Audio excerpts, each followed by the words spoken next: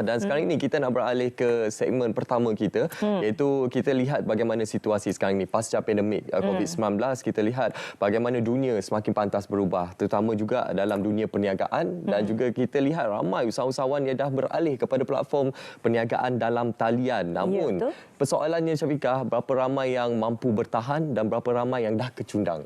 Kalau kita lihat di sini, kerajaan menyasarkan 10,000 usahawan ekonomi digital di seluruh negara melalui inisiatif Pusat Ekonomi Digital PEDI pada tahun ini.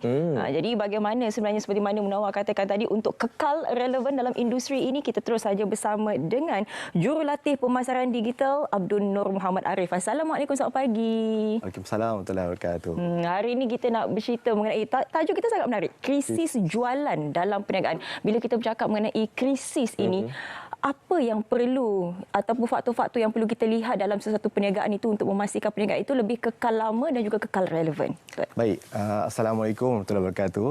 Saya ucapkan juga selamat pagi kepada penonton Selamat Pagi Malaysia. So, saya kenalkan diri saya dulu. Nama saya Sir Abdul. Saya adalah penasihat dan juga jurulatih untuk bidang digital, pemasaran digital untuk banyak syarikat-syarikat konglomerat dan juga syarikat-syarikat SME di Malaysia. Antara testimoni kami adalah testimoni peserta seminar kami adalah ada yang selepas dan juga semasa hadir kita punya training, mereka semasa training mereka buat duit. Dan juga selepas keluar daripada training, dalam masa 1 ke 2 minggu, mereka terus jana daripada 100,000, ada yang jana juta sampai 5 juta. Itu adalah testimoni kami. Okey, so bagi menjawab soalan Cik Syafiqah tentang krisis jualan. Antara krisis-krisis jualan yang sedang berlaku sekarang di pasaran adalah yang pertamanya, banyak pesaing baru muncul. Okey, di mana sebab sekarang ni kita nak semua buat duit ekstra, side income. So macam mana cara yang paling mudah adalah dengan mengadakan satu bisnes secara online. Okey, kalau sebelum ini 5 tahun ke 10 tahun yang lepas, nak mulakan bisnes perlukan modal. Betul? Sekarang ini modalnya hampir saya tidak cakap modal tu kosong, hampir kosong. Sebab of course kita melibatkan internet, kena ada phone, itu semua modal juga. Tetapi hampir kosong. Okey, itu yang pertama. Yang keduanya, buying power semakin kurang. Di mana ramai orang di luar sana, mereka tahu yang sekarang punya ekonomi semakin mencabar. So mereka lebih prefer untuk simpan duit berbanding dengan belanjakan duit pada benda-benda yang mereka rasa macam kurang perlu. So itu adalah krisis yang berlaku. Dan krisis yang ketiga adalah banyak usahawan, banyak syarikat-syarikat di luar sana, mereka tidak ada satu jabatan digital mereka sendiri di dalam syarikat. Di mana bila mereka tak ada satu digital marketing department sendiri dalam syarikat mereka, mereka tidak dapat kembangkan bisnes di dalam bidang digital. Mereka hanya setakat dengan customer yang walk-in ke kedai mereka, customer yang sebelum ni dah pernah beli, mereka cuba repeat sale dengan customer yang sama. Jadi itulah antara krisis-krisis yang berlaku. Okey, seperti yang diterangkan tadi, ialah kita nak bincangkan berkenaan dengan cabaran perniagaan dalam talian pada ketika ini. Sepasnya ramai yang mungkin tersalah anggap. Mungkin mereka beranggapan bahawa perniagaan secara dalam talian ini sangat mudah. Seperti yang tuan nyatakan tadi, modalnya hampir kosong. Dan ada yang menyatakan cukup sekadar kita mempromosikan. Kita ada Facebook, Instagram, TikTok, media sosial, semuanya. Cukup sekadar menggunakan media sosial untuk kita mempromosi dan juga memasarkan produk-produk kita. Tetapi tak semua orang berjaya. Di mana silapnya dekat sini sebenarnya? Okey, so ini satu soalan yang sangat-sangat kritikal. Sebab apa? Ramai syarikat, pemilik syarikat, ramai business owner, mereka beranggapan bahawa wujudnya akaun di TikTok, wujudnya akaun di Facebook, Instagram ni dah cukup untuk digital marketing mereka. Sebenarnya tidak. Itu baru tahap 1. Sebenarnya ada beberapa tahap di dalam pemasaran digital ni. Dan mewujudkan akaun di social media adalah tahap yang pertama. Itu baru kira tadika. Dan ramai orang ingat, saya dah masuk tadika, saya dah pandai dalam digital marketing, tetapi kenapa sales saya tak pergi? Mereka komplain. Tetapi tahap seterusnya adalah mereka perlu wujudkan konten, post konten secara konsisten. Ini pun kebanyakan orang dah mula buat. Dan mereka rasa macam saya dah ada akaun dan saya dah buat konten, bagus apa? Kenapa sale tak masuk? Kenapa orang lain punya sale lagi tinggi? Itu baru tahap kedua. Tahap ketiganya apa? sebagai seorang business owner, anda perlu wujudkan corong jualan ataupun sales funnel. Di mana daripada orang yang melihat konten kita, macam mana nak tukarkan mereka menjadi pelanggan kita. Okey, macam mana daripada orang yang hanya setakat tengok konten kita, mereka cuba tanya produk ni berapa harga, produk ni boleh tak tahu dia punya spek dia apa. Daripada mereka lihat, mereka mula tanya. Selepas tanya, mereka percaya. Lepas percaya, barulah mereka membeli. Janganlah just sebabkan kita dah post konten, kita harap semua orang yang tengok konten kita kena beli. Tidak, orang takkan beli. Itu baru tahap ketiga. Tahap keempatnya adalah mereka perlu ada bukan satu corong jualan, tetapi pelbagai corong jualan. Sebab satu tak cukup. Betul. Sebab ramai orang buat satu. So kenapa kita nak bersama dengan orang lain? Sebab tadi salah satu krisisnya adalah banyak pesaing. So kita nak compete dengan pesaing lain, kita perlu buat something extra. Bukan benda yang sama macam mana orang lain buat. And then tahap yang lastnya adalah kita perlu ada integrated marketing strategy. Di mana jangan berharap dengan corong jualan saja, jangan berharap dengan sales funnel saja. Ada website, ada SEO dan sebagainya. So ini semua bila digabungkan, barulah wujudnya satu strategi pemasaran yang lengkap.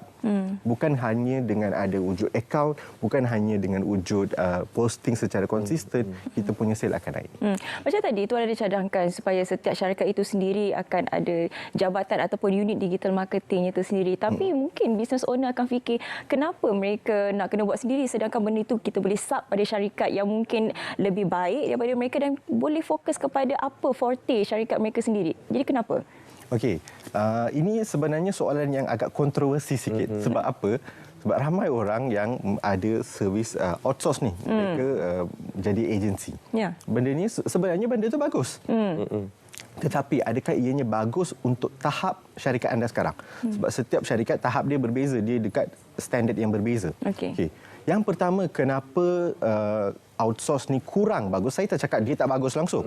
Sebab ada orang buat dan berjaya. Tapi kurang bagus adalah yang pertama, cost. Okey, walaupun anda nampak wujudkan outsourcekan digital marketing ni kepada syarikat lain adalah jimat pada masa sekarang. Tetapi kalau anda fikir secara long term, untuk 3 ke 5 tahun akan datang, anda wujudkan digital marketing department di dalam syarikat tu lebih murah kos dia. Lebih jimat kos dia. Itu yang pertama. Yang keduanya adalah transparency.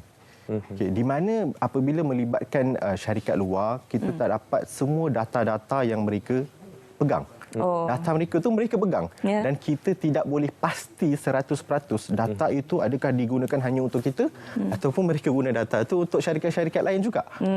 Okey, yang ketiganya adalah kita tidak dapat mewujudkan konten-konten yang bagus untuk syarikat kita. Macam mana orang lain, orang syarikat luar buat tu, kita boleh buat jauh lagi baik. Sebab kita tahu pasal produk kita. Kita yang lebih tahu pasal servis kita. Mereka hanya tahu apa yang kita bagi mereka, apa yang mereka research. Tapi of course sebagai pemilik bisnes, anda lebih tahu apa kekuatan syarikat, apa konten yang boleh dibuat dan sebagainya. Sebab Okey, itu bagus. saya nak sentuh pasal konten tadi itu. Sebab macam kalau kita tengok sekarang, konten di media sosial yang paling penting nak kena viral. Kalau di TikTok kena FYP. Tapi sejauh mana kuasa viral itu boleh sustainkan bisnes kita untuk long term? Okey. Viral. Okay, viral ni adalah satu benda yang ramai orang rasa itu adalah luck sebenarnya. Okey. Tetapi ada strategi untuk mewujudkan viral ni secara konsisten.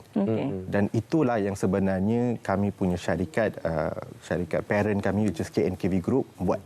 Kita wujudkan strategi viral ni secara konsisten untuk semua klien-klien kami. Good viral or bad viral? Dan betul, itu soalan yang, dan alhamdulillah kami pegang pada positive message. Positive message. Yang hanya positif. Kenapa viral kena negatif saja? Viral sebenarnya boleh positif. Bila negatif tu orang lagi itu ingat kan. dah jadi satu pandangan masyarakat, stigma masyarakat betul. kan. Betul, walaupun ada dia punya kelebihan dia lagi cepat, lagi laju dan lagi ramai orang tengok berbanding Betul. dengan positive message. Ya. Tetapi kita kena tengok juga apakah etika bisnes yang kita pegang. Itu yang paling utama, betul. Dan seperti yang Tuan nyatakan tadi kan, saya nak beralih apa yang telah dinyatakan tadi. Kita lihat dalam situasi sekarang ini semakin ramai pesaing-pesaing peniaga dalam talian ini. Tapi kita nak cari wow factor untuk kita membezakan perniagaan kita dengan perniagaan lain. Sebab perniagaannya hampir sama. Contoh yang jual tudung, semua jual tudung. Apa yang beza kita dengan yang lainnya? Dan juga bagaimana untuk kita tukar tadi, seperti yang Tuan nyatakan tadi, tukar daripada penonton, pengguna media sosial ini kepada pelanggan tetap kita. Okey, so untuk kita perlu tukarkan kita punya content viewers ni kepada buyers adalah melalui corong jualan yang saya bagi tahu tadi. Which is kita wujudkan satu kaedah di mana daripada mereka melihat, mereka mula ambil tindakan. Tindakannya mungkin tindakan yang kecil je. Dia kena hanya DM kita. Dia maybe kena hanya just WhatsApp kita. Kita tak minta dia membeli. Kita boleh offer something secara percuma, menawarkan sesuatu secara percuma untuk mereka just tanya WhatsApp ke kita. Dan apabila mereka WhatsApp, kita bagi something free. Dan daripada benda yang percuma itu, mereka baca, mereka nampak value. Oh, this product, brand memberi value kepada saya. Nanti mereka mula percaya. Jangan terus nak membeli. Sebab kalau orang itu tidak percaya, mereka masih lagi was-was. Mereka boleh ke percaya? Betul ke produk ni bagus? Dan dia nampak brand tu lagi banyak viral, lagi banyak dia buat marketing. Tetapi macam mana kita boleh lawan mereka adalah apabila kita tingkatkan kepercayaan pada otak pelanggan kita. Mereka dah percaya, insya-Allah mereka akan membeli. Ya, untuk 2024 ni dia tidak cukup semata-mata 4P atau sekarang mungkin ada 7, 12P kan. Branding juga salah satu. Tapi untuk 2024 ini bagaimana dengan trend pemasaran yang ada? Kita nak new types. Macam mana? Faham. Okey. So antara perkara-perkara yang baru yang kita boleh buat pada tahun 2024 adalah saya tekankan tentang integrated digital marketing strategy. Kalau anda hanya berharap dengan TikTok, kalau anda hanya berharap dengan Instagram, saya nampak dua ni yang paling ramai orang guna, paling ramai orang fokus, platform yang paling difokus.